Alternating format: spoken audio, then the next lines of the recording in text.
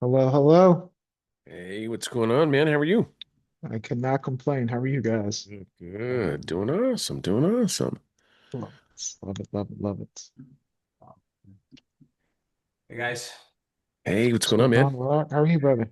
you guys. Life is good. Life is Awesome. good. What's going on, Lou? Hey, how are you?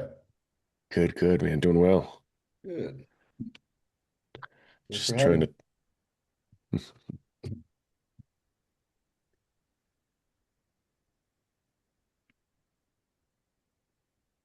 And we also have JD with us. Beautiful. AD, what's going on, man? How are you? Hey Ian, you guys hear me? Yes, yes, indeed. Well, we've got a full house early. Look to see some participants popping in so we can kind of roll into this seamlessly. Hope everyone is having a phenomenal, phenomenal, phenomenal start to their Wednesday. Thank you, you too. Cool. I think we'll just get this going. Cool. We'll get this kicked off. So essentially, thank everyone who is joining and who will be joining later or not joining us and you're joining via recording. Uh, as noted, this is a global discussion around Amazon holistically, taking a broader approach outside of what, is the norm within programming that most will speak about. So before we jump in, I don't want to give a quick frame to the conversation in general. For those of you who do not know me, my name is Ian Rollin Berry, and I spent the last decade building and scaling brands on Amazon, both my own and for clients. And the lens that we're all bringing today is very simple. It's coming from the frame that most brands discuss, and they think that their growth problems rely on traffic, or within their ads, or within different creative. Uh, but that's where most brands get that wrong. In reality, um, you're you're sitting on, more often than not, assuming your program is sound, a massive underutilized asset, and that's your own data. Data that can be leveraged to create better systems and better products. And so today we're kind of going to discuss reframing Amazon from that holistic ecosystem from a product and system development standpoint, to create more of a competitive moat for your organization. And why this matters now more so than ever, it's because increasingly ads are more expensive, competition is higher, and there are more, copycats that are entered into the market, specifically with, suppliers and sometimes even your own supplier being direct on the ecosystem and selling, similar product to what you're selling. So if your only lever is, PPC or redoing your A plus, you're ultimately exposed. The brands that are still compounding are aren't winning because they're better advertisers. Truthfully, they're winning because they've built a better ecosystem around the Amazon frame, whether that's enhancing products, enhancing their catalogs, or doing things again that many of the speakers that we have today with us will be speaking towards. And so, kind of just want to again dive deeper into that particular one, and I can't express enough, you don't often need more ads. You need better inputs into your system to get better outputs. And Amazon gives us a wealth of data in terms of feedback loops, and insights from that that you can leverage within your own program if you know where to look and how to use that, right? So the things that I talk about in that regard, with regards to data-driven and product development systems, are looking at signals from places that within your within your ecosystem maybe don't have a system towards being able to leverage that into an actual output. So what I mean by that often is, how often are you, actually thoroughly going through your 1 to 3 star reviews, assessing product flaws, unmet expectations, missing features from some of your hero products that you have out there, and also taking a look at your, 4 to 5 star reviews. What must not be changed? What do customers value most, to help align that with an actionable decision from an enhancement within the product, or a launch of a different product, or enhancement with regards to educating the consumer, things of that nature. Of course, we all know returns are a part of the game with the Amazon ecosystem, but that gives us a very strong friction point to take assess to, have alignment with regards to, okay, this is something that, obviously is it's a part of our program that we can always do a fraction of a better job of if we really dive deep into what is the common trend around this. Because, returns are something that ads won't fix. This is I find that this is one of the most understated data sets that brands don't leverage and, put enough effort into trying to see what they can do to decrease that and enhance on their own organizational structure within the returns framework. Another one that I love a lot is the customer questions and Q&A. Like a lot of the times, inevitably your product, your PDP, when they get to where it's that page, should be a conversion driver that within the first 10 to 15 seconds, they're not even scrolling through the rest of the page. They already understand why they're there, and they're ready to check out. If they are spending the time going down to the bottom of the page to go through the Q&A or to write a question, that shows that there's some confusion or objections or lack of education somewhere that could be better enhanced, whether through infographics, your titles, so on and so forth. And that gives you the opportunity again to assess those, to assess what is being spoken to there, to enhance either your educational standpoint with regards to the graphics that are there, but more specifically aligned with what I'm speaking to today and highlighting here, product tweaks or enhancements that you can make in general to build upon your current catalog or your set of products. Fourth one is competitor review mining. Looking at the bad reviews, looking at the good reviews, because every complaint, specifically on your competitors' reviews, is a gap that you can fill. Individually looking at all these things, they're just insights, right? But like when you look at them collectively as a whole, you can build a system, an ecosystem around actually taking these insights and building an actionable output out of this. And I tend to see, where I say a lot, but where brands get wrong here is that, specifically the product development aspect of this is not just about launching random SKUs. It's about aligning, and it's not about chasing trends.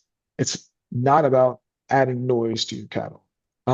What it's more so is about is intentionally strengthening your ecosystem as a whole. And starting with your hero product or your hero products is often a good start for that. Like you don't have to go too much outside of that particular one and start, over analyzing in that regard. Just understanding again, as I mentioned earlier, what's happening with regards to your view ecosystem, and what returns clearly point to in that respect. Improving the durability of your product, the usability, the packaging, anything in that particular capacity that can, give a fraction of a percent better for your current program, that's going to matter once that's compounded.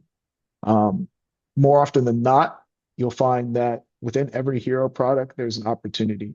And I kind of love one of the frames from this particular perspective is from a financial alignment, from a sell-through standpoint. One of the things that I really, really love to assess is looking at how does the product sit in terms of a economic standpoint, but also tied to volume. So like, is it a high volume product that has thin margins, or are margins strong, but volumes capped?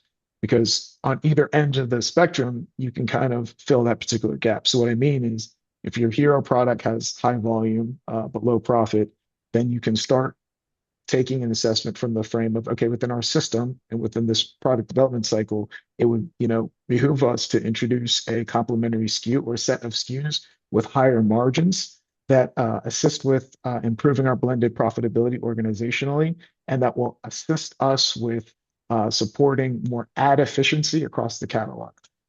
Other end of the spectrum, if your hero has high profit, but more of a low volume scenario, then introducing more what I call stability SKUs will help widen that funnel, increase awareness and traffic, and essentially allow for your hero product to benefit from the halo effect of more eyeballs, even though margins might be a little bit more thin in that respect. So again, product development isn't also just about feature expansion. It's more about understanding and viewing everything from like portfolio engineering as a whole. And in general, this compounds, right? You get your system right, you get your product right, you get the ecosystem building accordingly. Your ads get cheaper, your reviews improve, retentions improves. Overall, your entire catalog in your program, kind of floats together. Most brands I find don't do this, and they miss this because this requires patience. This requires analysis. This requires systems. It's much easier to, turn up ads or say we're going to reduce A costs or test promotions than to, fix a product ecosystem and life cycle. But truthfully, product refinements and what we're speaking to today, system refinements, are your asset. They're not. It's not a liability. The lack of process within this particular development is why brands often feel that Amazon is giving harder, but that's not necessarily the case. If you're experiencing that, you're just pulling the wrong levers. So if you take nothing else from today and to the speakers who are going to speak today, just understand that you're sitting on a gold mine of customer insight. Your reviews, your returns, the questions, answers I spoke to, the PPC data, the competitor feedback, they're already telling you what to do next. You don't need a better ad system, ad structure per se. You need better systems, and to listen to that, interpret that, and act accordingly on that. So that's exactly how I approach product development, and my team approaches product development and system development at AMZ Expand, our agency. And it's not a creative exercise. This isn't guesswork, but it's a system tied to data, margin, and inevitably long-term scale. So if this thinking resonates with you and you want help, trying to unpack this particular data and turn it into execution strategy, that's the work that we do every day. And these providers that are speaking today as well, they help with alignment in that regard as well, and numerous facets of your program. So either way, start here. Stop chasing your traffic or trying to go after just revamping A+. And like I said before, because inevitably you should start building your moat, and that goes far beyond just the ads and creative, because systems are what create leverage. Everything else is just kind of renting attention. So with that in mind, let's get into some additional frames for you and some additional providers. And Shane Barker from TraceFuse, you got the show, my man. Awesome. Thanks, Ian. I appreciate it. And thanks once again for the invite. We got some big hitters here today, so I've got to see what we can do here, man. This is awesome. Well, great. Yeah, my name is Shane Barker. I'm the owner of TraceFuse. We help Amazon sellers remove critical reviews on their product listings. And today, what we're going to talk about is we're going to kind of touch on a little bit about Rufus, right? So I think you guys, unless you've been under a rock, which that's okay if you're there too, we're going to learn about Rufus, and you hear about Rufus and Amazon. And what we're going to touch on today is kind of what Ian was talking about, is about building a moat, right? Really kind of looking at how you're going to protect your brand. Rufus is something that I think is amazing. We're getting updates on a daily basis, but what we have to do is figure out how this is going to affect our product listings, right? And what Rufus is going to be able to show, and how that's going to affect sales and moving forward. So what we're going to do is, one of the things I'm going to recommend is auditing your reviews before they cost you some sales. And we're going to talk about Rufus a little bit. Then we're going to talk about a solution that is actually going to be free to you guys. You guys can use to be able to take a look and review your reviews to see what Rufus will be seeing and what your customers will be seeing. So let's talk about Rufus a little bit. So Rufus doesn't know what your product is, right? At the end of the day, I mean, Rufus is going to get better and better as AI is getting better and better. But this is the issue with it is that you're going to have a blind spot, right? You're going to have a situation where Rufus goes and sees the reviews that are being put out there. Some of them are going to be reviews that are legit, and then maybe it's things where you need to improve the product or something like that. That happens, right? The product that we had 5 years ago and the product that we have today are going to be very different products. So to me, that's not a bad thing. It really comes down to the things that we don't have control over, right? Like maybe be FBA related stuff if something got shipped out late, broken, or used. Those are things we take a look at. And then also you got to think about the other reviews, or maybe people are mentioning pricing, anything that violates Amazon's guidelines, really. That's kind of what we're looking at here. And you don't want to be caught in a situation where Rufus is saying some stuff on things and reviews that you can't get, that are going to affect, obviously, your sales and affect the bottom line of what you got going on. So let's talk about Rufus. So Rufus understands your product, right? And then we're going to talk about how Rufus understands your product. So it builds products, understand from multiple signs. One of the biggest indicators that Rufus is going to be using is going to be customer reviews, right? So as we've talked about, you don't really have control over what people are saying, but what we can do is try to clean that up by looking at things that violate Amazon's guideline, things that you don't have control over and that Amazon might potentially remove. They also look at the star ratings, listing content, right? Title, bullet points, all that. Customer questions and answers is another one. But what you have to remember that if your reviews are wrong, Rufus just learns the wrong version of your product, right? So that's where you really want to go in and clean up what your reviews say, not only for sales, but also for what Rufus might be putting out there for the world to see. Historically, when you go and buy a product, people can look through the reviews, they can make an assessment. Well, that's no longer going to be the deal. Rufus is going to give a synopsis of what everybody's saying, whether it's good, bad, or ugly. So you want to make sure you're controlling that narrative as best as you can. So if Rufus is misreading your products, so think about this. The first thing sellers should audit are their customer reviews, not their listings. Listings are going to be one thing, right? You can go in and change your listing. That obviously is going to be your opinion. It's going to be what your product does, which is all awesome stuff. But we have to assume that the reviews are going to trump anything you do in regards to your listing. Your listing is going to talk about you're the best thing since sliced bread. The reviews are going to be what we call ground truth, right? This is going to be, in theory, that's ground truth, right? At least what people are putting out there. So what we have to do is go in and take a look at that and be able to assess that and figure out how we can make some changes or get some of those reviews removed, once again, if they violate Amazon's guidelines. So once again, take a look at your reviews. Also see, one misleading review can outweigh anything that you write in your perfect copy for your product listings. What to look for immediately. So reviews that contradict your core product use, right? So somebody talks about it didn't do this, but yet that's not what your product does. Complaints causing by an error or logistics, something that's out of your control if you're FBA.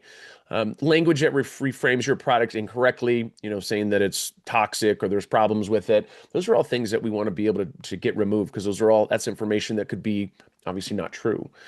So I love this saying, but fixing copy without fixing reviews is like correcting the label, but not the data. I'm going to say that one more time.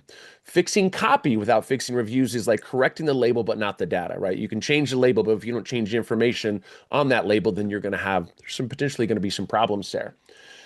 So when we talk about reviews, so what hurts Rufus the most, right? Or which reviews would get you so that Rufus would be able to see that? Well, obviously not all bad reviews are created equal. Some are especially dangerous when it comes to AI interpretation. So the analogy I always use with this is that, you talk about fighters, UFC fighters that go out and they fight. They always say, hey, you don't want to leave it up to the referees, right? You really want to get in and win those rounds and do everything you can. You leave it up to a referee, it's open to opinion. Well, guess what? If we start leaving our reviews up to AI interpretation, there could be some misinterpretation there. So we want to be able to take a look at that and clean that up as soon as possible. What we want to look at is, wrong use cases, wrong expectations, wrong variants, review bombing that can be from competitors, comparison, heavy language, comparing your product to another product and saying the other product's better, fake or abusive, low details, just saying terrible product, repeating, rephrasing, or unverified buyers. Every negative review influences Rufus, right, until it gets removed. And then Rufus doesn't know what is a bad review, it just knows that it exists, right? So we want to do everything we can to be able to get those removed. So we're going to take a look at some reviews that Rufus will be seeing and we'll be making evaluations from. And we're going to talk about ones that either you guys as sellers can go and make an assessment. We're going to provide you guys with a free report that you can go and do this. And you can figure out which ones you can file cases on to get those removed by Amazon. So this one right here we're looking at says came very late. Obviously can be an FBA thing if you're selling an FBA, runs very small and then tiny materials. So this is one that we would, as if TraceFuse was to do it, we would file on it. We would expect our results to be about 50-50 because it does talk about FBA or something being late. And maybe some of these other things are true as well. So this is one that we would probably potentially file on. Here goes one that we would definitely file on. So reviews. So this one is going to be about Febreze works. I'm not sure your product does anything that won't spend $19.99 again. So what this is mentioning is it mentions a competitor, right, which is Febreze in this example, and then it also mentions the pricing. So this is not things that you want Rufus to pick up. If people start talking about Febreze and maybe that can, Rufus recommends that this alternative is better. I don't think Amazon would do that, but it is AI, right? This thing is not perfect. We are looking at, so it'd be great to be able to get these types of reviews removed. Also, here goes another one, way overpriced, paid $40 for 2 of these and expected a better quality than the $5 item I received. The issue of this review is that they mentioned the exact price, which is $40. So that is against Amazon's own rules, their own guidelines. So this could be a legit review, but guess what? It violates Amazon's guidelines. And you definitely don't want, Rufus to pick up that they feel like it's low quality and there's better quality and cheaper prices for your competitors' products. All right, so this one right here, this is Taken orally, tastes okay, not as strong as the orange you might expect. A bit lumpy coming out of the package and a bit grainy in texture. Kate Farms tastes better and it is less grainy. Well, guess what? They just mentioned a competitor, which is against Amazon's guidelines. So guess what? All this stuff that talks about it being grainy and lumpy and stuff, we get this review removed. Rufus is obviously not going to see that anymore. But as I'm telling you, we're going to show you guys how to do this on your own. And here goes our last one. Order was sealed, missing the air freshener item that's included in the descriptions. Looking forward to both items. Guess what? This is obviously a shipping issue, right? So if you ship FBA, something wasn't shipped. If you had two boxes that were supposed to be shipped together, or there was something that was missing, this is an issue with Amazon, assuming once again that you are FBA. It's not shipping out of your own warehouse. All right, so now we're going to talk about the Rufus hack. What do we need to do to be able to evaluate our reviews, and what does this look like? So what you want to do is first you want to audit your reviews regularly, right? And there's going to be some easy ways to do that. I'm going to talk about that and show you. Identify reviews that violate Amazon's policies and guidelines. So if you go to community guidelines and then put plus Amazon, you'll be able to clearly see exactly what are things that violate Amazon's guidelines.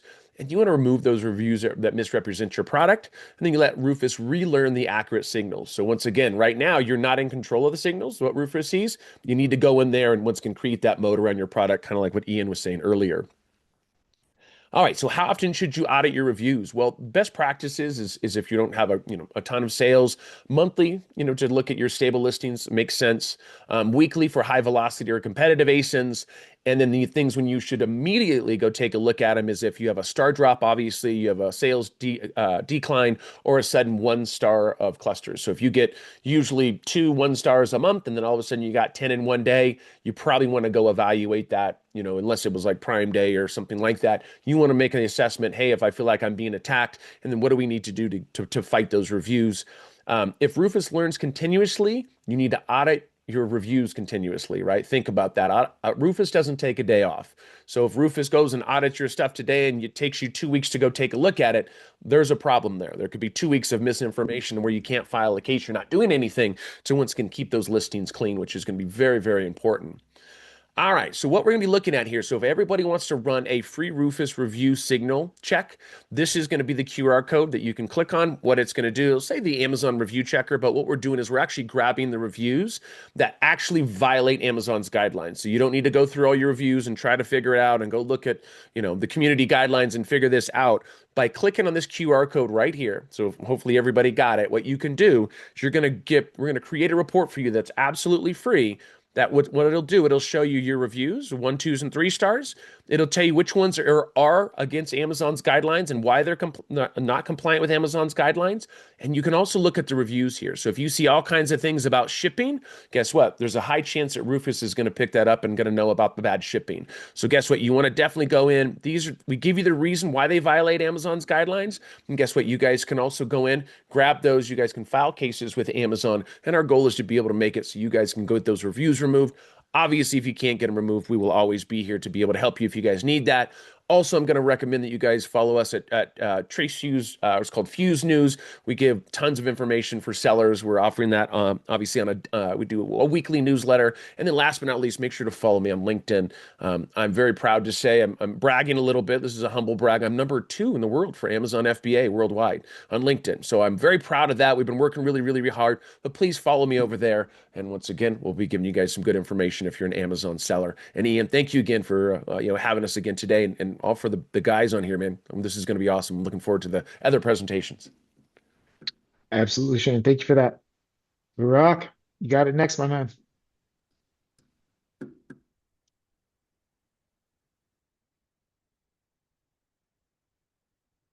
All right, can you guys hear me clear? Yes, sir. All right, perfect. Let's get started. Thank you guys for having me. So, when you talk about Amazon, let me just share my screen at the same time.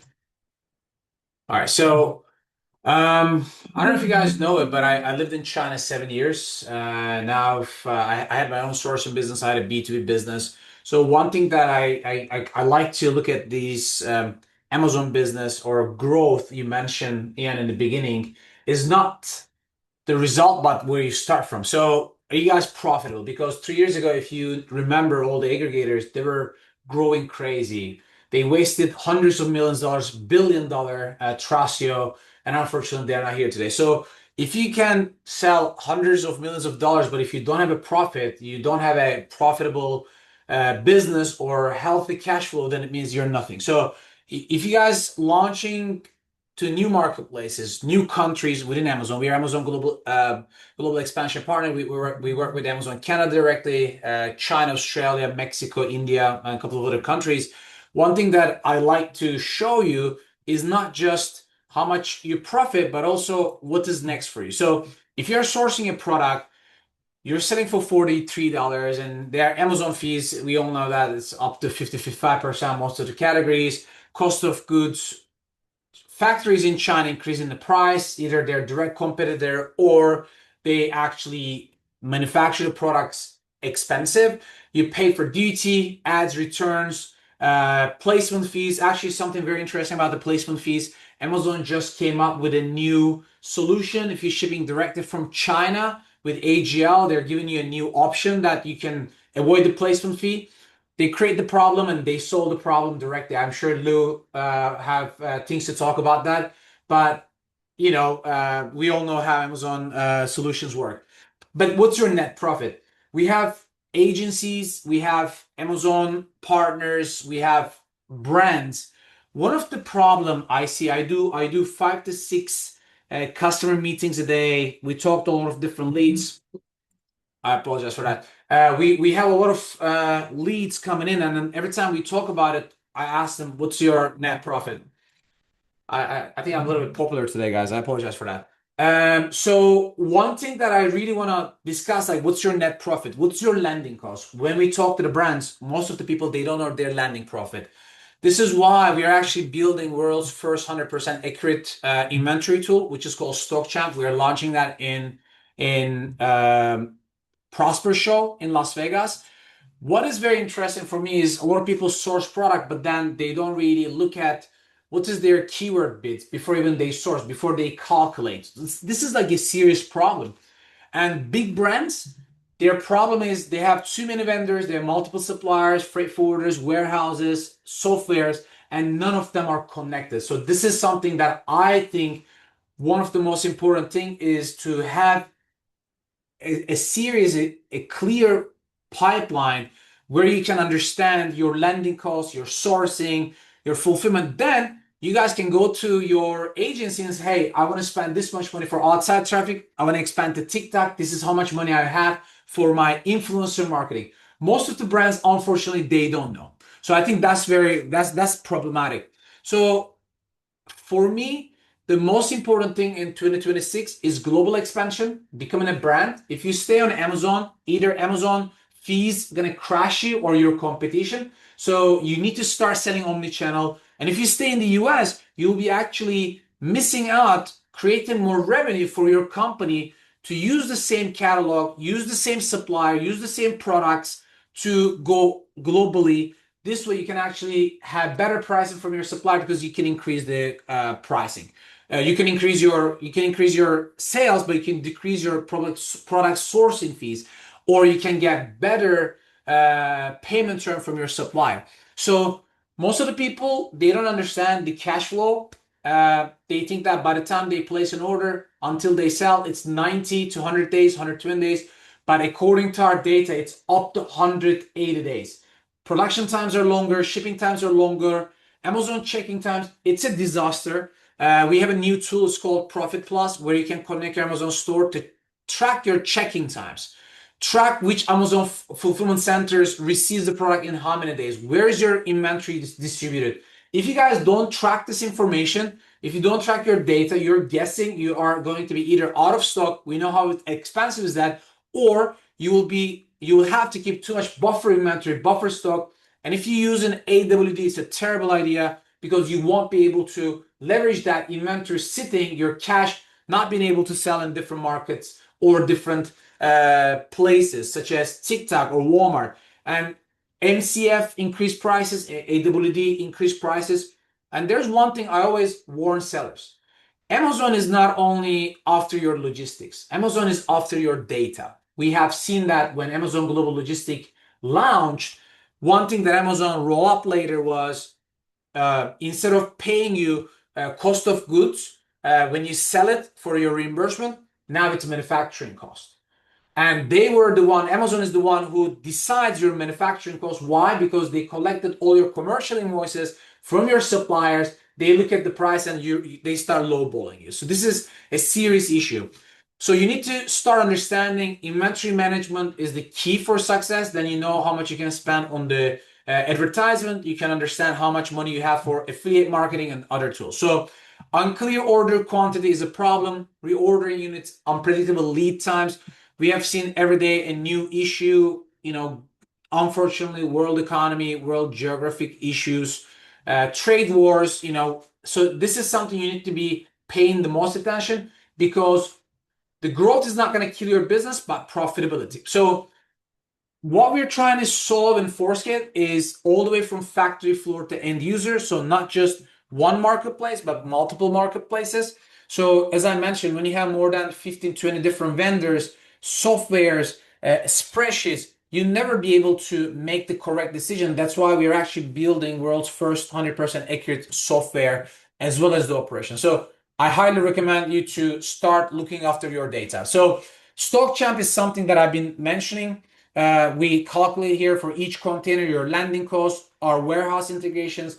We have more than 35 marketplace integration in Forceget platform. So start looking after your business, start understanding your landing cost, start understanding your profit, your cash flow, but more importantly, what is your inventory movement? Where you can send more inventory, which channels, is it East Coast or West Coast? If you don't leverage a 3PL location, both on the East Coast and West Coast, you waste too much money on the placement fees or shipping to Amazon FBA or last mile delivery if you want to expand to new marketplaces. So StockChamp is something that's going to solve your problem. So Forceget Global Network, we are in 6 countries now and everything's connected in our WMS system and Forceget platform. And one thing that what we realized is Amazon reimbursement. Amazon rolled out this auto reimburse feature, which we see that it's not really working. You still need to go look at those rejected cases.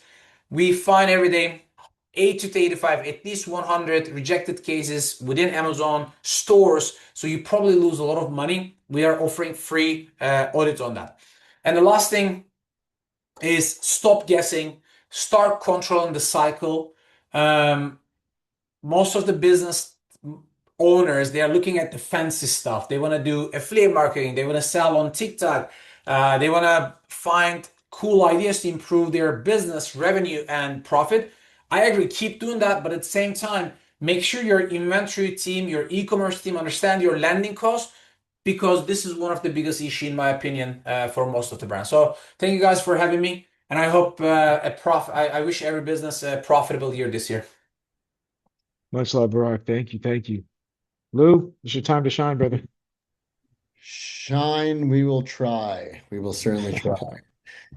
Tough acts to follow. Thanks for having us. So, Lou Casados, been around the Amazon space for nearly a decade now. Weird to say. Spent the first half of my career on the ad tech side, retail media, really nerding out on that stuff, and then transitioned over to the ops side. And today, really excited to talk about probably the sexiest topic in all of Amazon, which is, FBA, shipping and logistics, and really getting into it. But I think, as you mentioned kind of at the top of the call, there's a lot of talk about how do you optimize for ads? How do you optimize for ACoS? How do you optimize for tacos, right? All these really buzzwordy topics that come up a lot. And at the end of the day, none of it really matters unless you're getting your products into Amazon and they're sellable and they're Prime eligible, and they're able to actually be purchased by clients. So, today want to go through just some challenges, starting off that folks are facing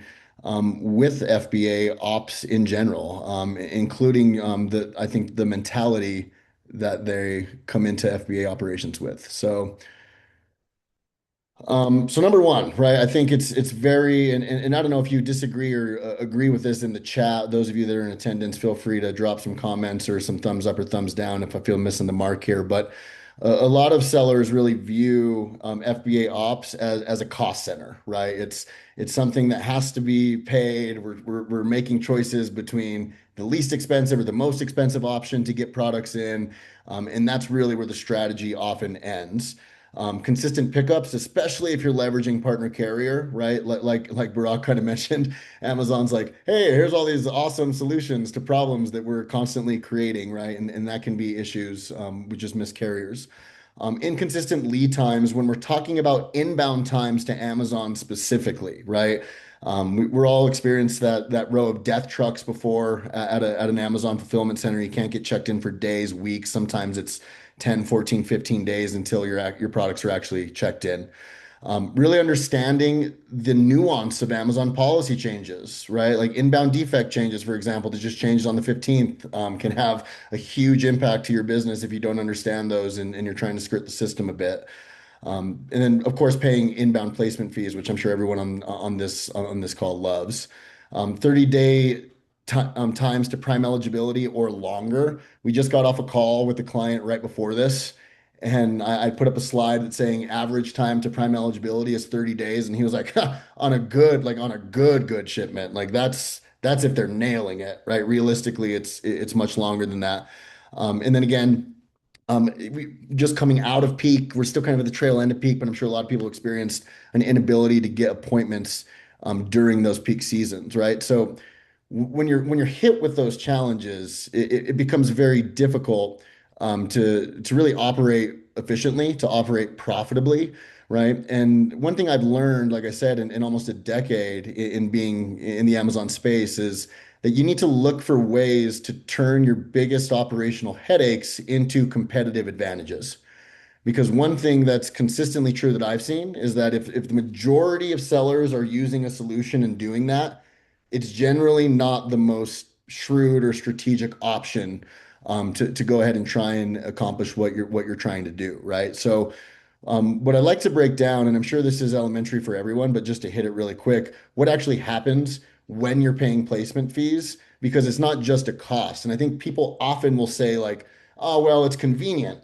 It's really convenient to let Amazon handle the distribution of our products, and we don't want to deal with that. But there's a lot that you're paying outside of costs, right? But essentially what happens, we leave your warehouse. Your products initially get checked in, and this is going to be anywhere 10 days really fast, but usually faster, at a national inbound cross-dock center. Now, at this point, this is when the FC transfer process begins. In Seller Central, you get a bunch of the different locations that are popping up where they're all going to be going to, and it starts transferring through. They move from a national to a regional inbound cross-dock center to then finally a localized fulfillment center, right? So your products are not prime eligible until we're getting to the fulfillment center and they get the prime eligibility badge here. Now, when we talk about like, okay, great, what's our other option? The only really other option when you're creating the shipment plans, right, is to create the minimal split or the optimized split option and send to the 5 regionals. Now, when you're sending to 5 regionals and when you're optimizing shipments yourself, you're going to run into problems that you need to overcome too, because it creates a different type of complexity that you need to solve for, right? So number one, your operational workload is going to change. Now, instead of scheduling one truck via partner carrier, you need to schedule 5 likely LTL trucks, right into 5 regionals, manage those pickups, make sure that if there's any cancellations, you're replacing those, and managing that entire process yourself. From there's strict compliance when you're sending into regionals, right? You want to avoid any rejected trucks, those types of situations, and you maybe not be paying placement fees, but oftentimes you're switching a cost.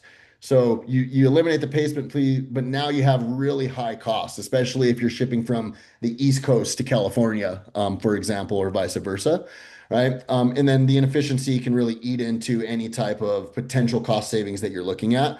Not to mention inconsistent inbound and receipt times. And we had a couple clients that achieved large enough scale where, we were talking to them and they said, well, why don't we just do this ourselves? So they tested it themselves in December in peak and were running optimized shipments, and they couldn't get appointments right into Amazon. So These are really all issues that you're going to deal with when you're running this yourself. And it is critical to really explore shipping optimized if you can, if your catalog allows for it, if you're able to achieve, 5 boxes per SKU and send to 5 regionals because of the benefits that you're going to see overall, right? So number one, I think that is the easiest benefit to identify is you're going to eliminate that IXD or that National Inbound Cross-Dock Center, which saves you a ton of time to Prime eligibility. You're going to eliminate inbound placement fees, decrease time to Prime. You'll have faster geographical distribution of your products as well, and you'll decrease your operating costs. Like storage, for example, because if I can go from it's taking 10 days to get checked in and then an additional 30 days to become Prime eligible to now it's taking a total of 20 days for my products to get checked in and become Prime eligible, that really impacts how you operate your business at scale and as you grow, right? So, how do we help sellers really do this? And how do we eliminate inbound placement fees?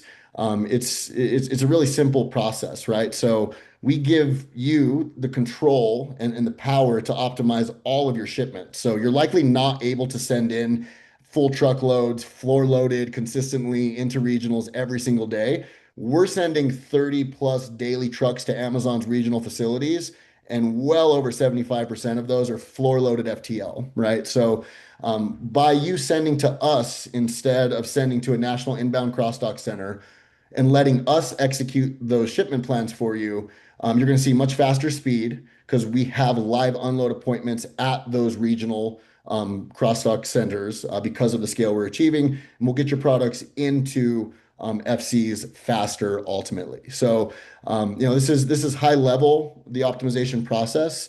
If you want to explore this for yourself or even just talk through, how this could look for you or challenges, complications, happy to dive into that. You can connect with me on LinkedIn. Certainly not number 2 in the FBA space like Shane, but I'm happy to offer, any insights or guidance that I can.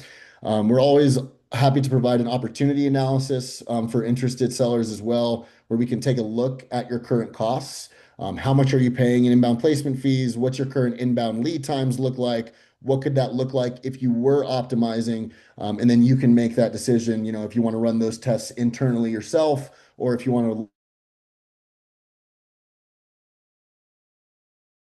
leverage a partner, like ZonPrep services, I believe as well, for yourself. So that's one easy lever, but not so easy lever that you can pull today to really increase your efficiency in terms of inbound times, decrease the spend that you're pumping into your FBA operations.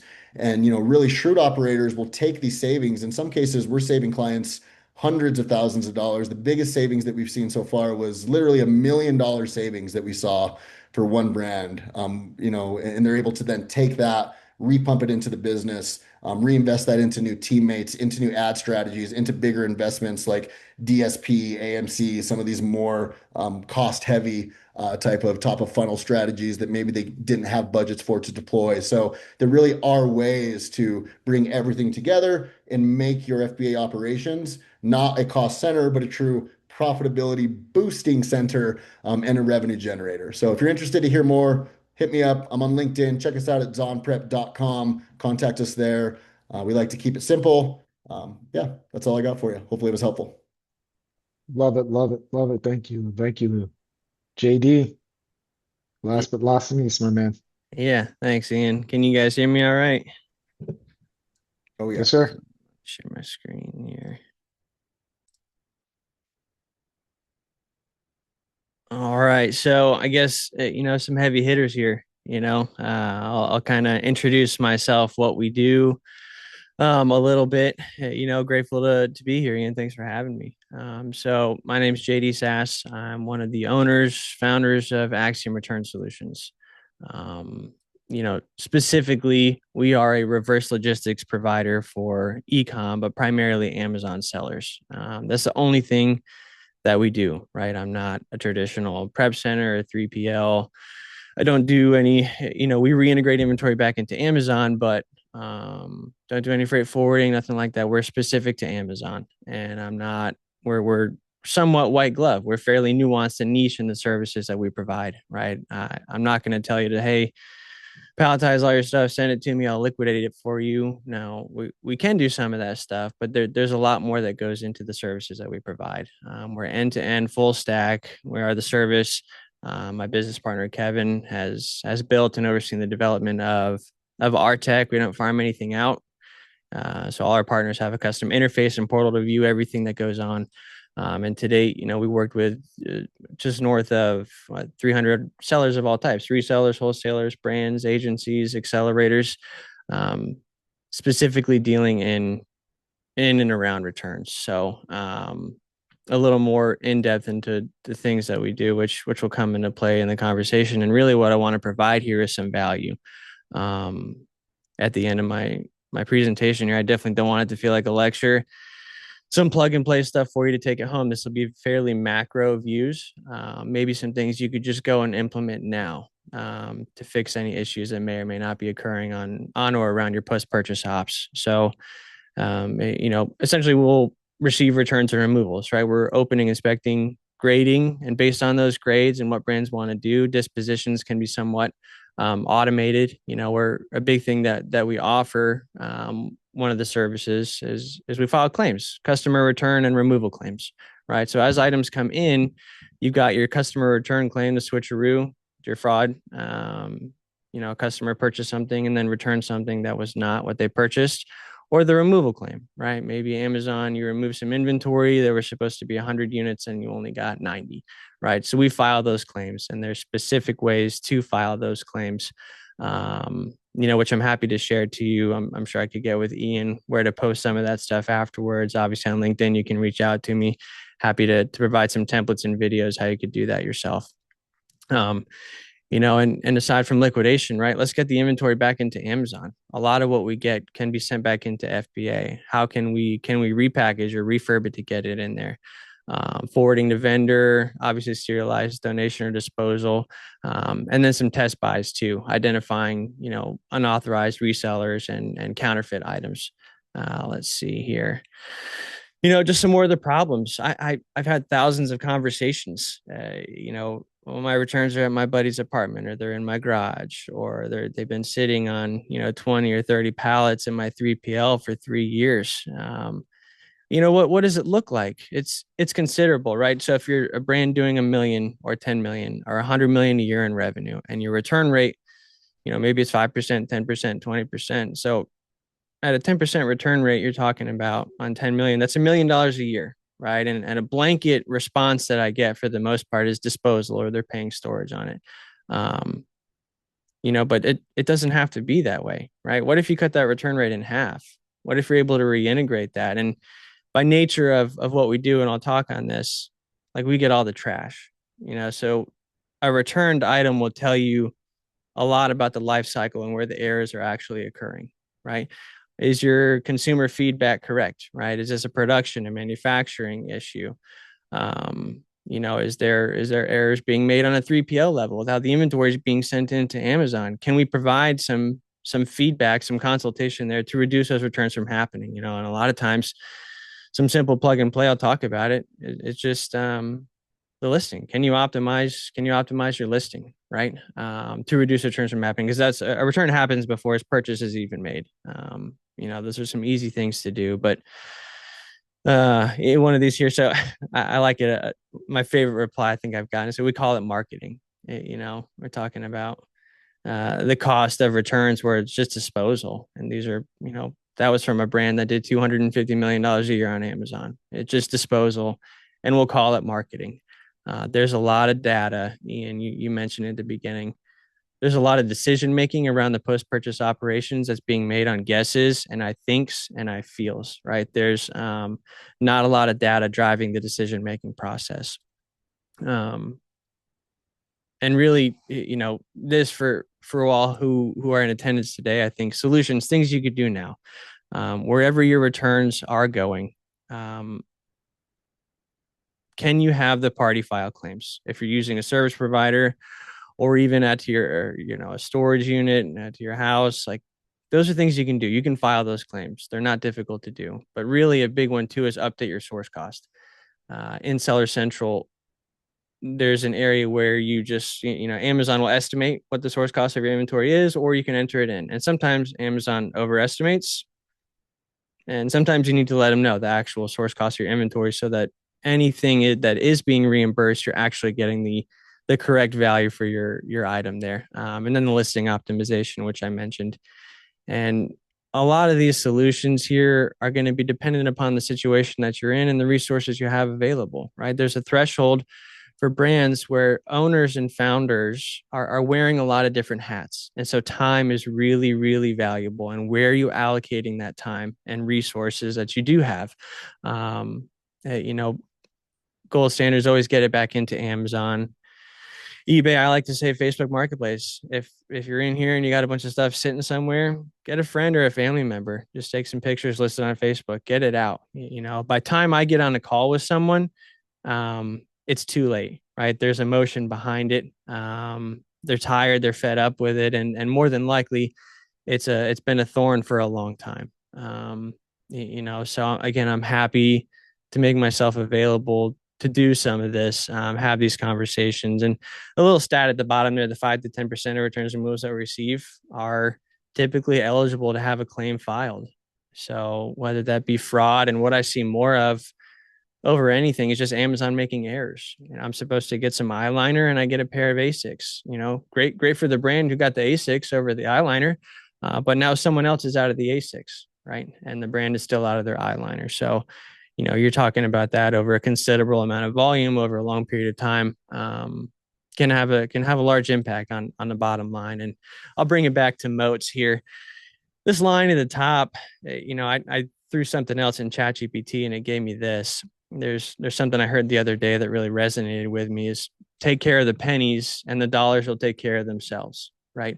So just stacking good decisions in every facet of your business along the way, every single day over day. At the end of the year, guess what? You set yourself up to have a good year. And these moats, I looked up the definition of a moat. Sounds simple before the call, but just to see if there was something else maybe I could bring into the discussion here. And with service providers like these guys, everyone on the call is some heavy hitters. I mean, best of the best at what they're doing. And if you implement and listen or reach out to some of these guys, businesses, service providers, you set yourself up for success, right? And me specifically, can we reduce return rates? Identifying those weak links in the life cycle of the product, letting data drive the decisions. I can't emphasize that enough, is taking emotion out of the equation. You have to let data drive the decision-making process. And oftentimes with partners, we end up working together just to not work together. We've identified, cool, across these several SKUs, the right disposition maybe is disposal or just liquidation through one of Amazon's channels. We want to mitigate any negative client lifetime value impact. So I don't want to introduce items like Amazon's grade and resell is for sure a culprit. Staff get they get the item. It's been purchased and used, but they don't know what your new item is supposed to look like. So it gets kicked back into a sellable status. Now another customer buys it and they're leaving a bad review. Shane might be getting a call. But we want to mitigate that, right? You want to curate a positive consumer experience. That's all I had on the presentation today. This is a link, again, to schedule a call with me. I'll get with Ian after this to coordinate the best way to maybe share some of those templates and/or videos for you to file claims. But I'm available as a resource. I intentionally block out Mondays on my schedule to take calls that I might seem to be otherwise pointless. And one of the guys in here, Lou and Kayvon over at Zon, like I've asked for help, and there are just people in this community, in this space who make themselves available to set you up for success. So, I really appreciate it, Ian. With that, I'll turn it back over to you, man. Absolutely. We'll make sure that everyone gets that insight and pieces accordingly, JD, to get them those articles to be able to easily reach out to you. And yeah, I mean, I think that's the thing I love about this community, man. The Amazon community has got just so many great people, great energies, great vibes that we're all just looking to support not just each other, but brands and organizations, and just creating W's for everyone, because that's inevitably what to me what life's about in general, but like specifically within this ecosystem, it's just awesome. And glad we can all, be a part of it and just share a moment in that. So, guys, going to switch it over to a little bit of Q&A, right? Really quick. So anybody in attendance, please feel free to drop any additional questions that you may have. But I do know that we have a couple of the here for Shane. I'm going to start off with. Starting specifically with like if a seller suspects Rufus is misreading their product, what would be the first thing that you'd say they should audit? Yeah, I mean, if you think that Rufus is going to, take a look at things and be able to assess it, you got to look at your reviews and get those removed before Rufus catches them. Or if Rufus catches them, you got to go and get those removed, and then they're going to reevaluate. So really, you just got to look at this and say, hey, where do we feel like there's reviews that violate Amazon's guidelines that are out there that I can't get removed on my own, or that you can try to get removed now that you have that free tool that we gave you. Then you would go in, you would want to get as many cases as filed as possible to be able to get those reviews removed so that Rufus is seeing the right evaluation of your product. Awesome. And how often would you say that like sellers should be auditing their reviews to, stay ahead of the game? Well, I mean, the thing is it's like anything else. You don't want it to, you always want to stay ahead of it, right? You don't want to take a vacation for 3 weeks and come back and then find out that you've been attacked and somebody's saying all kinds of crazy stuff. And then all of a sudden Rufus picks it up and then you're in a, oh crap situation, right? So I would recommend always reviewing your reviews, right? Because if you don't want to be in a situation where you wake up and then you went from a 4.3 to a, 3.9 overnight because you got 15 one-star reviews, which we've seen. So yeah, I would evaluate I mean, that's your bread and butter, right? No matter at the end of the day, if you can, doesn't matter about anything else. At the end of the day, if you got bad reviews, you're not selling anything. So I would evaluate that on a daily basis, but I'm a little hypersensitive about stuff like that. So, if you want to wait a week, you can wait a week if you feel like that's not enough time, but you don't want something to hit the fan and you to be a week or 2 weeks behind on how you're going to react to that and how you're going to correct that situation. Absolutely. Absolutely. JD, for you specifically, are you filing claims on customer return and removal claims within the program? Yeah, that's correct. So they both, and we get this a lot. So, if you're using a software, you're filing other claims internally, there's no violation of the terms of service, right? The types of claims that we file, specifically the customer return and removal claims. And again, I can share with you the FBA reimbursement policy link there too. You have to have the physical products in your hand, right? You have to have a picture of the shipping label, the packing slip, the LPN, the item, the packaging.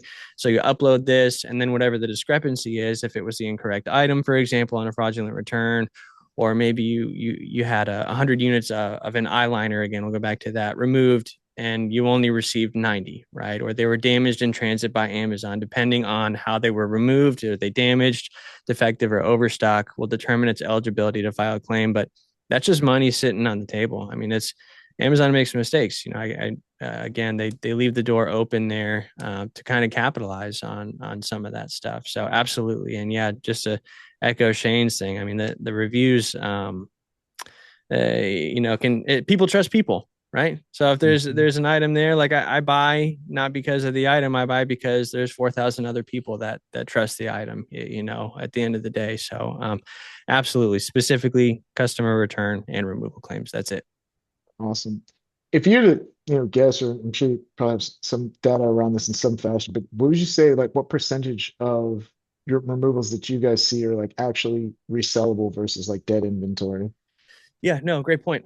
Roughly removing some anomalies, just north of 50% of what we receive as unsellable can be made sellable again or reintegrated back into Amazon. And oftentimes it's a simple fix, whether it's new packaging, providing a new insert, and reducing returns. If you have a box, for example, and you've got a tamper-proof seal on the top, but nothing on the bottom, your customer can open and manipulate the product, put it back in. No one will ever be the wiser, at least at Amazon. But if you're taking steps to protect yourself, like maybe adding some seals, some new packaging or inserts, now a product that is new, maybe just needs some new packaging, can be sent back into Amazon, because to us, Amazon is king, right? Like that item should be sent back in. Let's get it. It's going to sell, versus other outlets. So just north of 50%, removing some anomalies there, they're eligible to go back into Amazon. And then you have some options too for secondhand marketplaces as well. That's awesome. That's awesome. Yeah. Alrighty, guys, it doesn't look like we have any more that came through. appreciate everyone for joining, both the hosts as well as the attendees, as well as the panelists. And this was an amazing one. Look out for the next one from us, and hope everyone has an awesome rest of the week. And let's get productive. Thank you, guys. Yep.